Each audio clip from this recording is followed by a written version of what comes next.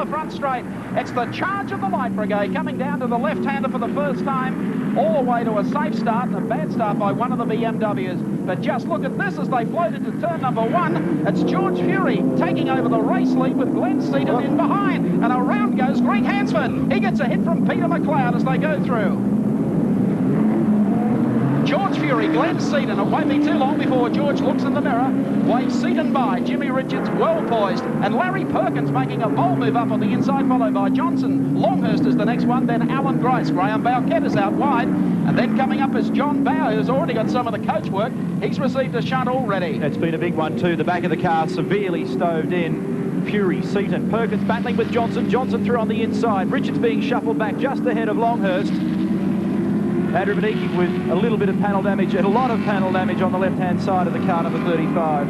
Heading up to Honda corner for the first time, and here they come. Listen to the crowd cheering as it's Farmer George hoeing into them. Right behind him, Glenn Seton in car number 15. Then further back to Tricky Dicky Johnson of Queensland. Across the start-finishing line, 1 down, and of course, 49 to go. Remember, the track is absolutely covered in dust particles and bits of fiberglass, lots of rubber. That's making the job doubly difficult for these guys at the moment. And there are some very threatening black clouds looming overhead here at Oran Park. There have been 1 or 2 spots of rain, nothing to worry. Look at it. If that cuts loose, this could turn into an unbelievable race here this afternoon. It will be that anyway, don't you worry. Don't you worry about that. They coast underneath the Yokohama Bridge. Johnson sitting back behind them, running in third. Fourth, of course, is Larry Perkins in the NZ Fluid Collectors Commodore. Then Jimmy Richards and Tony Longhurst. And John BOWE coming up through the pack very quickly indeed as the 2 Nissan Skylines running for Peter Jackson Racing. Scorch off the Yokohama Bridge. And as we take race cam, of course, in Allan Grice's car, he's already working away. Coming down on the inside, there goes Tony Longhurst. He drops back 1 as Grice makes his move. Oh, gee, that was tremendous. Did you see the power of the Commodore there as he slipped underneath Longhurst through the corner? Longhurst now tagging onto his tail, but my goodness me. This is a frantic pace that Richards is setting up front, and he's giving the tow along, of course, to his partner, Glenn Seton. Kevin Bartlett, meanwhile, is already in the pits. And here's the scrap as they go across the strike for the completion of the second lap.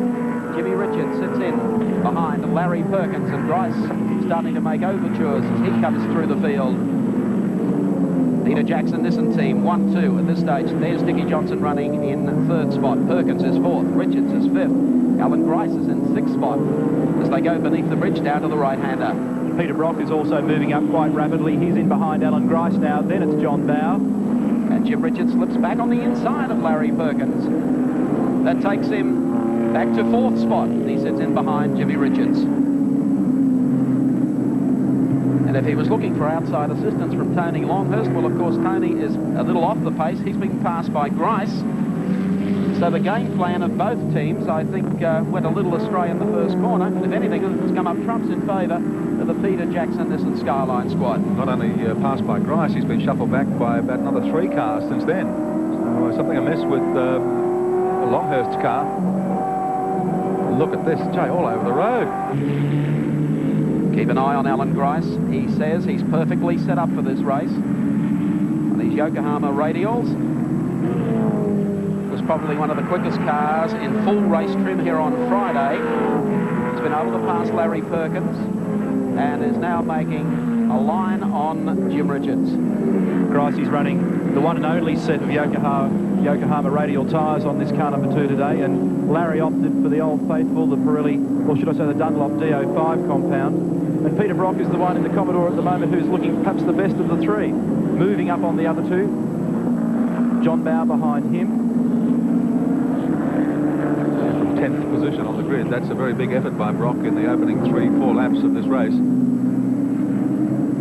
Commodores, of course, leave a little tail slide there out towards the concrete wall as they make their approach shot to the bridge. I think that may have been Steve Reed's Lansvale Smash Repairs Commodore up on the outside of the approach to the bridge as well. So Grice in the Bob Jane T-Mart's Commodore goes through. Larry Perkins, the next one, back behind Grice, and of course Peter Brock. So the Commodores at this stage running pretty close together.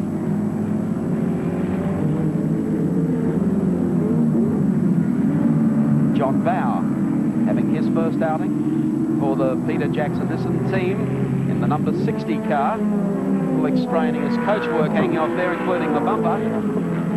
They're not getting away from John Bowe. Somebody's hooked right into him going down to the first turn. Now look at Peter Brock up onto the back of former team manager Larry Perkins. The gap between race leader George Fury as Kevin Bartlett comes back out of the pits, rejoins the race, and third place Dick Johnson, 4.4 seconds. Alf Grant's Commodore Dulux entry off to the side of the road as well, probably involved in that Greg Hansford skirmish on lap 1.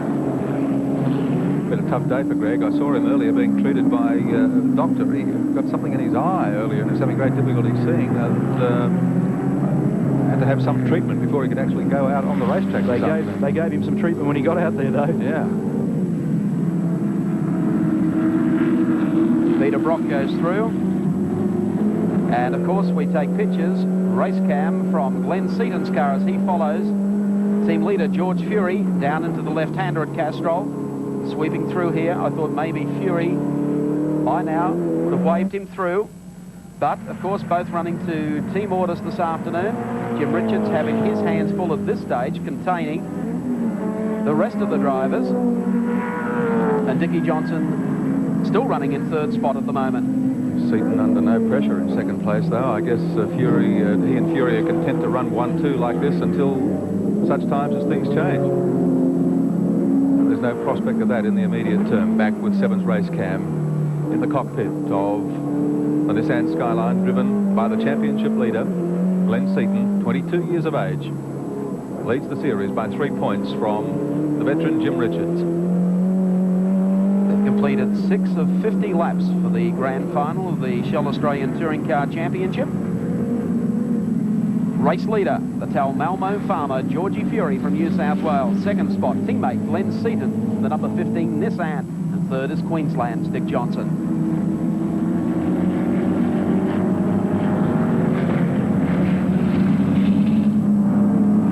Back in the pack, Commodores having their own scrap, of course. But they'll need to get themselves sorted out if they're going to make up the ground now on these leading pair. It's started to settle down a bit now with 6-7 laps gone, but it was so hectic in the early part of the race. The build-up, of course, here at Oran Park had been absolutely tremendous. The tension was a tangible thing as they went through the first corner. And look at the Shell Ultra replay and keep your eyes on the Ford Sierra Turbo of Greg Hansford. Around and around and around he goes. Copped the short back and sides from a couple of them, including Peter McLeod. Look at his front left wheel. And John Bowe in the third of the Nissans also copped it in that melee there, and is running around still with the back of his car stove in. Georgie Fury continues to lead. Glenn Seton tags team leader, the man who last year came so close to winning the Australian Touring Car title. The championship, of course, last year went to Robbie Francis. Laps gone, and as we predicted, George Fury has moved over and let teammate Glenn Seton go to the, oh, hello, car number 6 is John Crook in the second of the mobile dealer team Commodores. Well, they thought they had some problems with Gary Scott with a couple of bangs, but I'll tell you what, John Crook has had 2 whopper stoppers here in the last 24 hours, one in practice yesterday and another one obviously today. The other thing was yesterday he got the back part of the car and he's got the same side but the front this afternoon. That's Crook. Yeah. Okay, let's recap for you what has happened. Glenn Seton being waved by George Fury through to take over the lead, and of course the man who will stalk George Fury and Glenn Seton, Jim Richards, making a great run. Has been able to get through on the inside of Dick Johnson, now moves to third. Johnson is fourth. Allan Grice is now fifth. And that's where we really have a race developing between Dick Johnson and Grice. But Richards starting to pull away from Johnson now. And we'll keep an eye on the times to see whether in fact he's beginning to haul in George Fury. We saw in the previous round at Amaru Park the BMWs were able to come from back on the grid.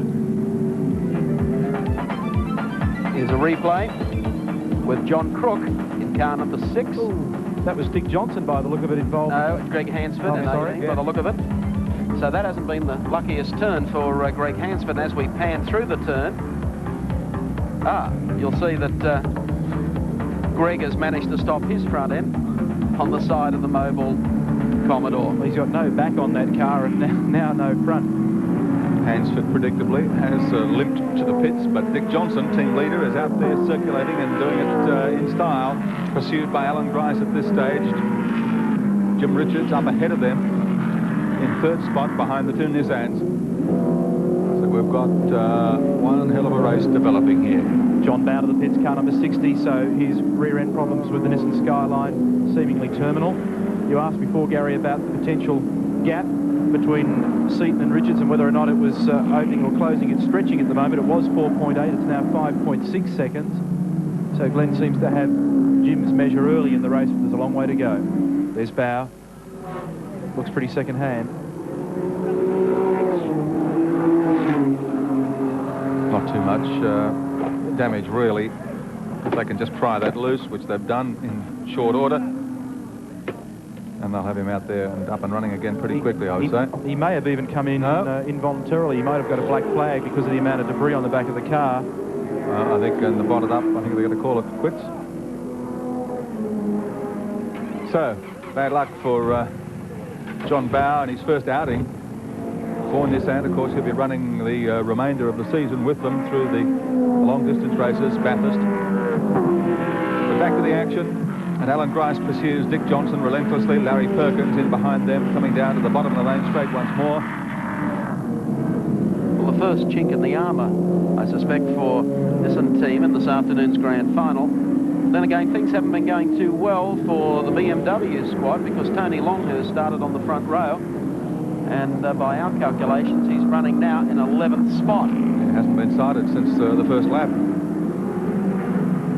So Grice sits on the tail of Dick Johnson. Larry Perkins follows.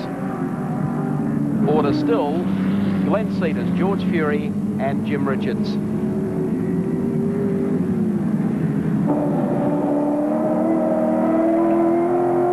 Seven's race cam across the back of the course here at Oran Park.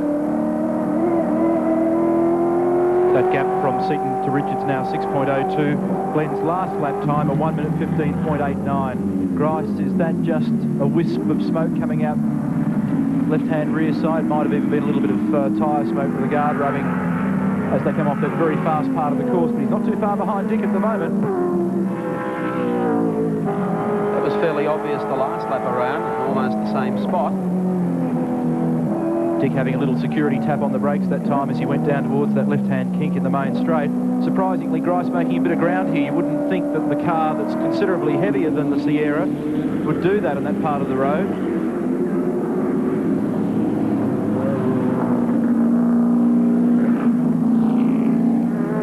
So the race within the race continues.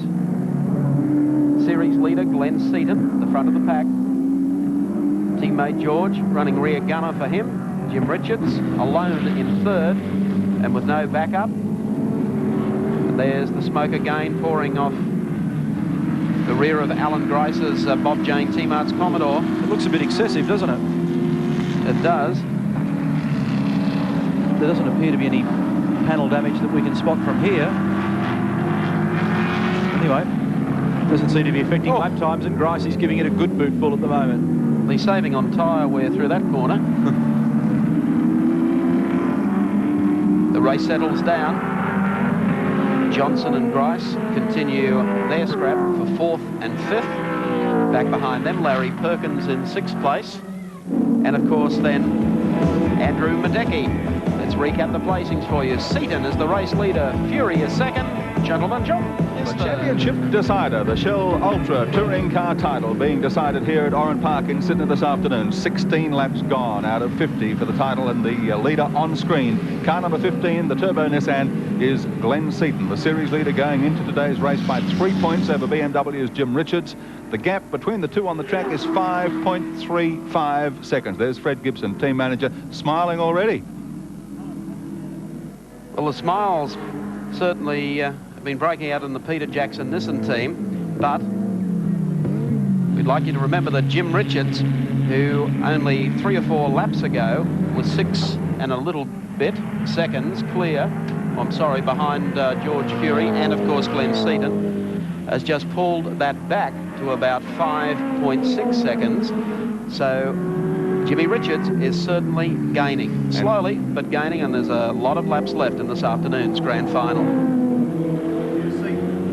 Seton has gone out to a 1 minute 16.02 lap, but that reducing gap between Seton and Jimmy Richards may have been created by some lap traffic. George Fury still sitting in there, flying rear gunner for Seton. Well, there's the visual gap. It is closer, isn't it? It is definitely closer. Dick Johnson, and in behind Dick Johnson in fourth spot, we've got Grice and Perkins having a little ding-dong of their own. So that continues nicely. If Jimmy Richards can come from behind, past Glenn Seton, and win this afternoon, he will take the title. At the moment, though, the Nissan team have things fairly well covered, because I would imagine that George Fury will give Jim Richards a heck of a race. Dick Johnson, car number 17, heading up to the dogleg. Johnson, of course, 42 years of age, comes from Brisbane. First in the 81, 82 and 84 touring car titles, second in 85, sixth in 86, winner of the Hardy back in 1981. Stats courtesy Nissan know-how. Queensland's top banana still continues. Problems with turbos throughout the season, but of course has come up with a round win at Adelaide International Raceway. Right behind him is Grice and Larry Perkins. I tell you, there's not a Commodore that's not arriving at the end of the front straight, with smoke just absolutely screaming off the front tyres. Grice, Australia's newest M3 driver, announced recently that he'll be running at Spa with the Schnitzer factory team, driving the third car with Roland Ratzenberger and Marcus Ostreich. I saw a long-time Commodore. Oh, look at the smoke from that car of Grice's now. The left rear. There's definitely something rubbing there. Every time the body drops on the suspension over that rougher part of the course at the back, the smoke flies there. I saw a long-time Commodore peddler Graham Moore a little earlier here today at the track. Goodness me, how does he stay upright? He loves it, just loves it. And Graham, of course, we haven't seen him on the track too much in the last 12 months, but he's off to Spa as well. He's got a drive in a French Commodore. Australian Commodore now being developed and raced in France with Michel Delcourt. There'll be a strong Commodore presence there. Grice has elected to go with one of the best factory rides, completing a tremendous season that he's certainly enjoying and showing his versatility, driving not only the touring cars, but of course he's been over to NASCAR land. He'll be back doing more of that later in the season, and already has plans to run the Commodore, which he believes will be just as competitive as last year, at the time that the James Hardy World Touring Car Championship rolls around on October 4. Allan Grice with that ominous blue telltale smoke coming from the rear of the car, and he's carrying our race cam. Might see if we can catch a talk with Grice during the course of this afternoon's event, now that he has a little of the pressure off him. Yes, and we take pictures from Allan Grice and say good afternoon to you, Allan. Hey, Mike. Well, hell of a race so far. You noticed some smoke pouring out the back of your car.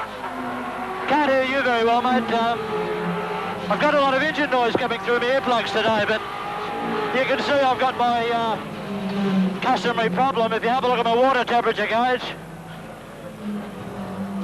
I'm running between about 118 to 110. Dick's tyres are going away, and I just don't know what to do with him, because I'm trying to keep out of his airstream as much as possible. You can see his tyres are going, because I don't want to overheat my engine too much. It's touch and go as it is. I can see that. Well, while you're doing that, Peter Brock is already into the pits, so that's the first of the Commodores. Obviously in, saw the red light flashing there as well. I wouldn't have expected Johnson's tyres to have gone off so early in this race. Still can't make out very much, mate. Alrighty, we'll let you get back to the job of... I'm quite happy to talk to you, I can't hear you. So succinctly put. Actually, that corner is getting wider and wider each lap. Yeah, his tyres are going. Mine are still pretty good, but I've got to get out here in the clear air. It's the only way I'm going to keep my engine alive. I'll let you get back and we'll come back to you later. Allan Grice, of course, carrying race cam. Seeing that we had some problems understanding each other, it seemed timely to go into great detail about the smoke that's pouring also out the back of his car. But he's making life difficult for Dick Johnson, coming down to the right-hander. Yeah, he needs, because of that overheating problem too, needs to get by or pull out if he can and get some airflow through. Peter Brock has been to the pits, is back out on the racetrack, in fact just ahead of Dick Johnson. So Johnson will be coming up to put a lap on Peter Brock after his pit stop. Positions unchanged at the front. Grice and Johnson continue their tremendous scrap. Glenn Seton continues to lead from George Fury with Jimmy Richards in third. We'll update you on the time between those two very shortly as we have reached lap 21 of 50 in the grand final of the Shell Ultra Australian Touring Car title at Sydney's Oran Park. Johnson just locks up a brake momentarily going into that corner. Grice all over the rear of the Ford Sierra. This is the closest he's been, and he's just about... He is in a position to charge down the inside.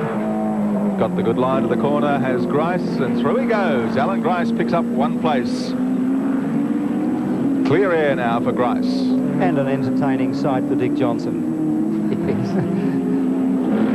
John Bowes just walked into our commentary position and advises that a broken airflow meter was the reason for the demise of car 60, the Peter Jackson Nissan Skyline. Yes, the car was running superbly in the opening couple of laps of the race.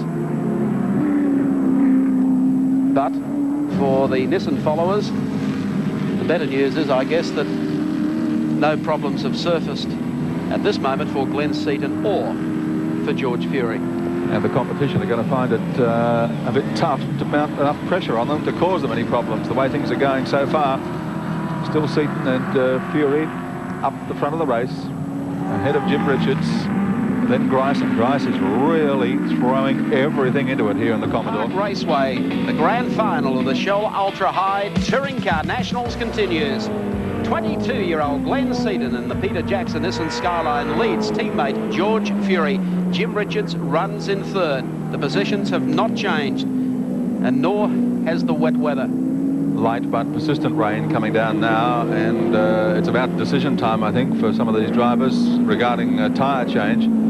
The frantic preparations going on down in the pit area as most of the crews get ready. And look at the way it's closed up. Seton, Fury, Richards virtually nose to tail now with 19 and a half laps remaining. Look at the cloud, black and threatening overhead at Oran Park. The track already a little greasy, already carrying a lot of rubble, dust, debris, is becoming on the greasy side. Especially over the back there. Seems a little damper over that back side of the course. The race certainly has everything here today. Glenn Seton comes down to Castrol Quarter. Here comes Richards and makes the move on the inside of George. Listen to the crowd. They like it. They know what's happening. George really caught offline that time, and that was over in a swoop. One swoop as the Rainmaster Richards makes the run at the race leader, Glenn Seton. Fury gets back on the base. Comes down here under brakes on Jimmy Richards. But Richards was just too alert. Breathtaking passing manoeuvre there by Jim Richards. Really, I think, caught George Fury napping. And that is not doing anything for the confidence of Glenn Seton. Seton comes up, putting a lap on Finnegan, and Fury has looped it. Back behind him, he has spun it.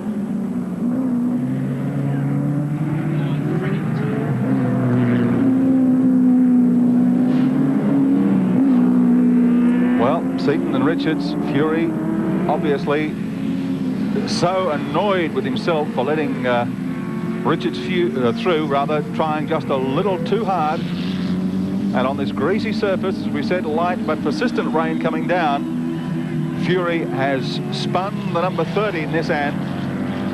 And so up front, It's a race in two between the only people that can win the championship, Glenn Seton and Jim Richards. Richards is going to put plenty of pressure on Glenn Seton. They come out of Castrol Corner now down the front straight, and here's Richards warming to the pass.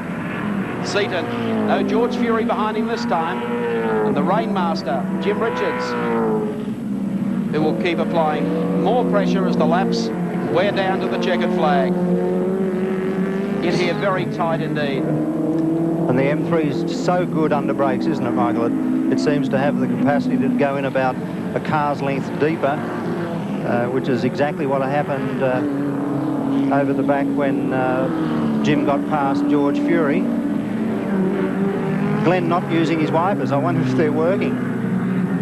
I think he probably hasn't even noticed at this stage. They once again head up to the top of Yokohama Bridge. We've got to make a couple of points here. Seton went into this race with a 3-point advantage over Jim Richards, but forget that, that doesn't count. Let's just pretend they went into the race even, because whoever finishes in front, and at the moment they're going to finish 1-2 the way it looks, will win the championship. So it's just a question of who's in front at the checkered flag. Yes, it's fitting that the two guys at the head of the table, the two guys battling out the championship, are now at the head of this race. Imagine the other dilemma facing either or both of these drivers now, with the question of the weather and a possible change to slick tyres. I mean, Seton can't afford to opt to come in and change to slicks and let Richards take the lead, because the way the weather is, it could just stop like that. Well, it does appear to have gone away a little bit, the rain. It seems to be that it's drying out again. And I'm sure that would suit young Glenn. The battle for the Touring Car Championship. The face of Fred GIBSON, Nissan team manager, says it all as Jimmy Richards, the Rainmaster, hones in on series leader and grand final race leader Glenn Seton. Out of the right-hander, up over the top of Yokohama Bridge. And Richards applying all the pressure here on the inside. Seton trying to cover his track, stay on the dry area of road through that section. More rain has fallen over this part of the racetrack as they head up to Honda Corner. They expect Richards to make a move if he can get right on the tail of the Nissan as they drop down into the left-hander at Castrol. Here he comes. And here comes Richards. Yes, no. And Seton, has he spun it? No, he catches it again. Richards down on the inside. Door handle to door handle this time. Down the start-finishing line. We take race cam. He's there. He looks over his shoulder. Now into the mirror. Did you see the blue flag there, as if they didn't know they were close? And here he comes. A reprieve for Glenn Seton. Jim Richards throwing everything at this 22-year-old. That's a remarkable driving performance by Seton to catch the car, hold it there, and hold Richards out under so much pressure. Frank Gardner says, well, maybe next time. There's still quite a few laps left in this one. Seton acquitted himself well, and that their first real encounter in this race. Team manager Fred GIBSON was telling me this morning that he's so proud of his drivers. He says those cars, those Nissans, shouldn't be so quick. They're an engine with it looking for a body, really, because they're not his words, they were my words. The car doesn't have the aerodynamic assistance that the M3 has. The M3 is a motor car that is designed to race. The SKYLINE is a compromise. Will they stay on slicks? Should they change to wet weather tyres? Nobody has opted to make that move as yet. The weather looks to be holding off. Just a little light rain still falling, but it won't bucket down. It won't make up its mind. The leading car, Glenn Seton, is coming up on Ludwig Finauer, who's in 10th position on the track. So the leaders are about to lap the number 10th car, the number 10th placed car. Richards down on the inside and spins Seton, pushes him out of the way. Deary me, that was not what everyone really expected of Jim as Glenn tries to get it back under control again. Don't think Richards had much choice though, because Seton was losing it through the corner and he turned himself sideways onto Richards, and Richards really had nowhere else to go. The short straight now for the approach to Yokohama. Jimmy Richards. Let's have a look. It's waltzing around under brakes, but he turns into the corner. Bang. Oh.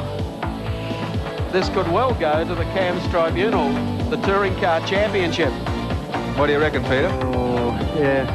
50-50. Depends which team you were backing for. Nicely put, Michael. Yeah, I like, 50-50, I guess. Yeah, 50% of the fans would say an even thing. If you're a BMW supporter, there was nothing wrong with it. If you're a Nissan supporter, it was blatant barging. Jimmy Richards takes over the lead in the Touring Car Championship Grand Final for JPS BMW M3. 15 laps remaining in the race, and Richards is in front. Seton second, and the rest are nowhere. Have a look at this as Seton goes into the corner. The Shell Ultra replay. Pulls an ease hit there. Goes skating out towards the wall, trying to catch it with brakes on. Looks over his shoulder. And by the time that all happens, you'll see the tail of the black BMW. It's gone through. That's how it happened. Second view there from our 7 race cam. And there's the gap. Jimmy Richards to Glenn Seton. Seton now probably picking up the pieces of what's happened. Cooling himself down and getting back on with the job of trying to haul in Richards once again. Sun tried to creep through here at Oran Park Raceway. But light rain still falling despite that, and it's becoming very difficult out there on the circuit now. Jimmy Richards heads up to the top of Honda, now drops down at Park Raceway for the grand final of the Shell Ultra Touring Car Championship. And disaster for Glenn Seton after that encounter with Jim Richards. Smoke billowing out of the car, and is just this moment headed behind the pit wall. Neil Crompton is trackside. And obviously can't hear me at this very moment, but we'll go back to Neil and speak with Fred Gibson in just a moment. Just let's recap for you the positions on the racetrack. Race leader is Jimmy Richards for JPS BMW. Holding down second spot is, of course, George Fury in the Peter Jackson Nissan Skyline, and closing up on Fury in the last couple of laps has been Dick Johnson in car number 17. Tony Longhurst making a bolt back through the field in company with Larry Perkins. They're the positions at the moment. As you can see, the gap between George Fury and Dick Johnson.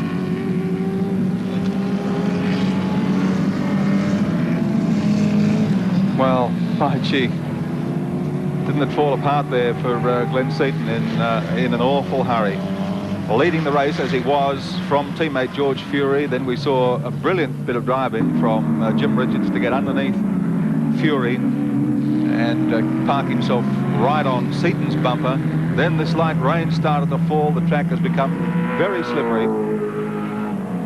We saw Glenn Seton almost lose it once on the turn coming into the top of the main straight, recover and continue to lead Richards, and then a couple of laps later going out the bottom end of the main straight, Seton having just a little difficulty controlling the car. Half a gap opened on the inside. Richards went to go through. Seton caught the car, got back online, and unfortunately Richards at that stage had committed himself to the corner and crunched the car. And while Seton was still trying to bring it under control, Richards was through for the lead. That has done some damage to the car, and unfortunately Seton is off the track. Neil Crompton has more. Indeed I do, Gary Wilkinson. Game, set and match for the 1987 Shell Ultra Australian Touring Car Championship. Fred Gibson, have you had any contact with Glenn? What was the problem? No, I think he's done a turbo, Neil. It sounds like a turbo. It's having smoke. It's showing all the signs of a turbo. Don't know why, but never had a failure all year. And this is the first time we've had the failure. So the thing is, we've not run any more boosts. We've been running all year. So it might have been something gone wrong somewhere else. I don't know. Very, very disappointing, quite obviously. Oh, yes, disappointed, but that's the way motor racing goes, isn't it? As I said before the race, we give it our best shot. I think Glenn drove his bum up there. He's an experienced driver, Jimmy. Put a lot of pressure on him. He had a couple of half blues and he come back at him. So I think in all, he's not disgraced today by what he did. Race is not over. George Fury in with a chance of perhaps taking out round 9 at least. Well, I'm going to give him a bit of the hurry up now and see when he do that for us. Okay, thanks Freddie, and very bad luck for the Nissan team, but we'll look forward to having you back in 1988. Peter Jackson Nissan team, a little down on luck. Let's hope they come back next year bigger and better than ever. Thank you, Neil Crompton. Peter Brock continues in 05. The mobile Commodore V8 has already had a pit stop. It was out there and running, still well down the list. 10th spot. Yep. 10th, which isn't too bad considering he's been to the pits and then back out on the racetrack again. So it hasn't been the best of years for Peter Brock, and it would seem reasonable to assume that a Commodore is not going to win a round of the Australian Touring Car Championship for 1987. That's certainly a first. So used to seeing them capture at least one round in the last couple of years. Certainly Peter Brock last year at Surfers Paradise, but he'll be stronger in 88. Positions at the moment, Jim Richards leads, George Fury is second, Dick Johnson. Decider, laps are running out, just 6.5 remaining here. And Jim Richards continues to lead from George Fury and Dick Johnson. This is the battle for fourth between Larry Perkins and Tony Longhurst. Tony Longhurst, of course, shared the front row with Jim Richards. Dropped out, I think, as far back as 12th spot, and has been managing to come back through the pack. In fact, losing a bit of ground there to Larry Perkins. Perkins has really got quite a burst on.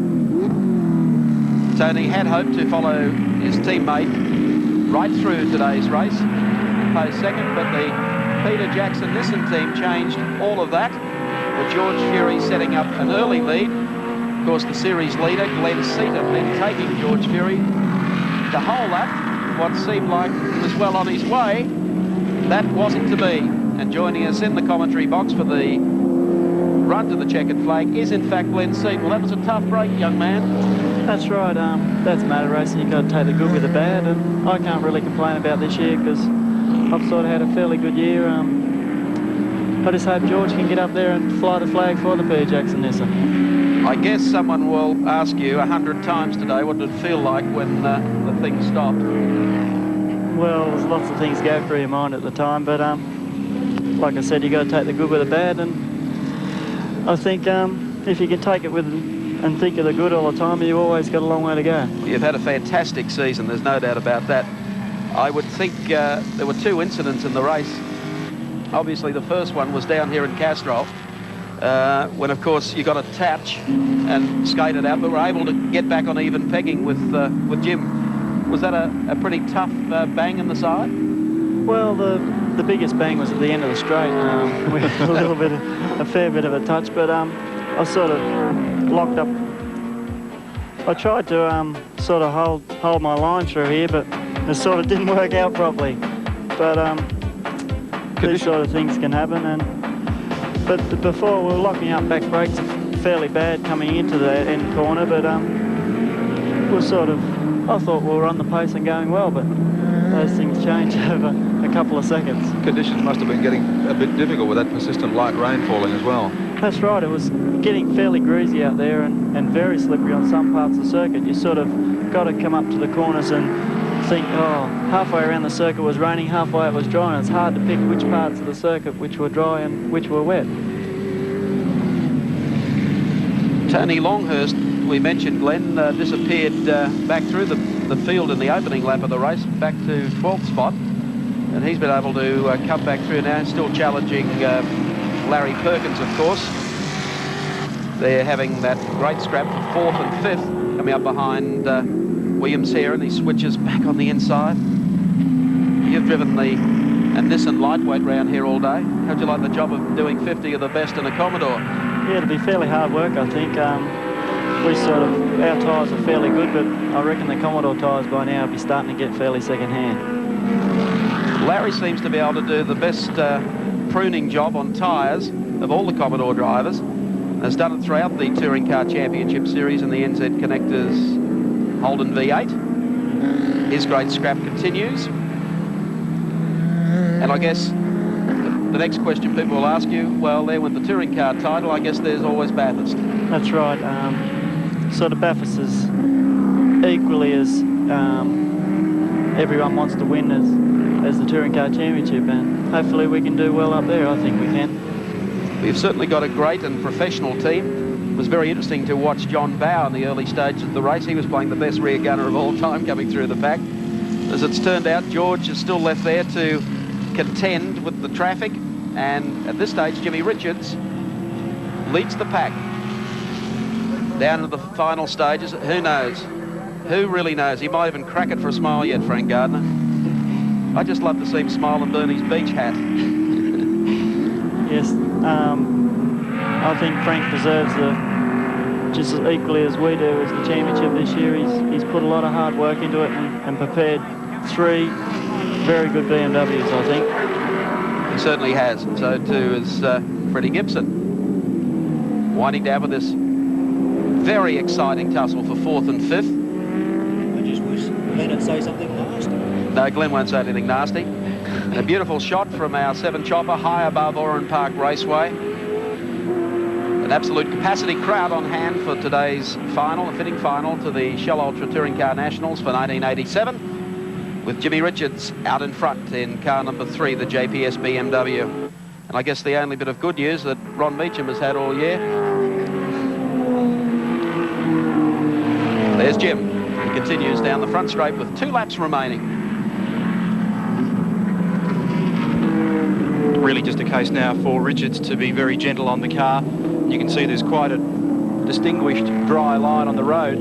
The rain just seems to have eased off a little bit when I just came inside. And really the strangest conditions this afternoon, still reasonably warmish, funnily enough. But just sprinklings of rain occasionally, or Finnegan getting terribly out of shape in the VL Commodore. George isn't all that far behind in the number 30 Peter Jackson NISSAN SKYLINE. But of course the earlier confrontation with Glenn upset the apple cart, so to speak. There's George going through now. And he accelerates out of there. Dick Johnson still running in 3rd place in the Shell Cosworth Sierra. 4th place Larry Perkins. 5th place being held down, of course, by car number 4. Car number 11, Larry Perkins, then Tony Longhurst. Murray Carter is the next one. He's had a good run. Graham Bowkett. And in 8th spot is Peter Brock. Coming up to take the signal for the last lap as he goes across the strike.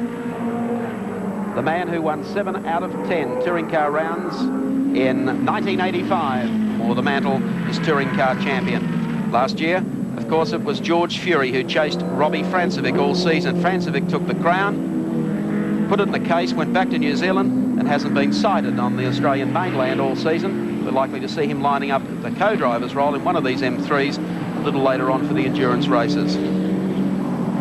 Is George still gaining? George could have done with another 5 laps, couldn't he? That's right. Only if we had another 5 laps, we maybe be able to have a victory today, but there's only 1 lap to go and miracles will have to happen from here. I wouldn't be counting on one. And I don't think that would really even be fair to Jimmy Richards, who's driven a great race. Working his way up to Honda Corner for the final time. This overflow crowd at Oran Park Raceway at Narellan, ready to rise in Castrol Corner as the 85 national champ comes downhill for the final time. Cheers have already started. The final corner comes up. The checkered flag is at the ready. And the man who takes the Touring Car National wins the championship. Jim Richards for JPS BMW. Peter Jackson Nissan's George Fury closing on him like lightning at the finish. And 3rd place will go to Queensland's Dick Johnson. Fantastic effort to Jimmy Richards and the JPS BMW team. They've taken the 1987 Touring Car National title. Recapping the placings for you now. And let's do things in the reverse order if we can and say congratulations first of all to the man who finished 3rd in this afternoon's 9th and final round of the championship after a season of a lot of ill luck with turbos and other problems, but getting it all together at the right time of the season, Dick Johnson. Congratulations, mate. Well done. Thanks, and the presentation to be made by Mr. John Rowe, the Retail Marketing Manager of Shell Australia. Dick, congratulations on behalf of Shell Ultra. Well done. Thanks very much, John. Here's your trophy. Thank you. And something to have a drink with. Sure, thank you. Thank you very much to Shell and to also Motorcraft, who have stood by us all this time, and Palmer Tube Mills, who have been with us for many, many years. Commiserations to Glenn. He put up a tremendous fight, and certainly congratulations to Jim. I reckon he's done a great job all year. Thanks very much. Well, Nissan came here looking for a big day, and misfortune befell Glenn Seton, but George Fury, Farmer George, hung in there to the end and finished up with a 2nd place in today's final round. George, from Shell Ultra, congratulations. I love that handbrake turn, mate. That was a super one. And it was a very quick one, and that's what got you back to 2nd, I think. well done. It's been a great season. Second place. All the best. And something to drink. Thank you.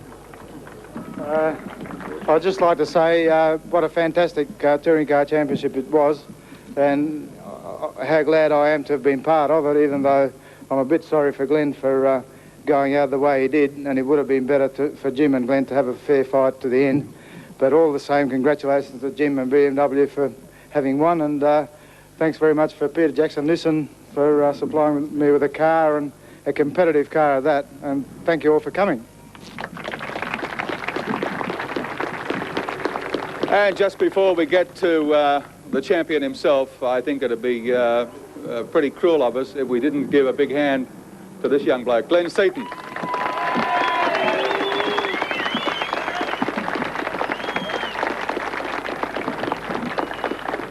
Glenn, you obviously wanted it so bad you could almost taste it, and I guess you almost had it in your hand out there this afternoon. It just wasn't to be this time round. Well, that's right. I think you got to take the good with the bad with motorsport, and I think Jimmy was better on the day, so he really deserves the championship this year, I think. And thank you to George this year, who's backed me up all the way. He's done a fantastic job, and I'd like to thank him so much. Glenn Seton, he mightn't be the champion today, but he will be in the near future. You can bet your life. For now, congratulations from John Large, the President of the Confederation of Australian Motorsport, Jim Richards.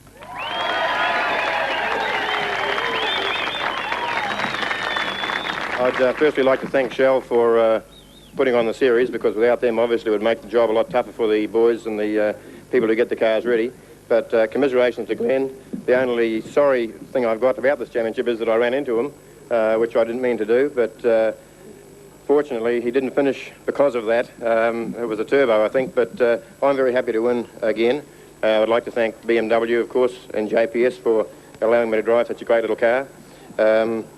I'd like to thank Frank especially for giving me such a good car to drive, and all the boys, my Greg that looks after my car, Goofy, the other Greg, and all the lads for doing such a great job through the season. Thank you very much.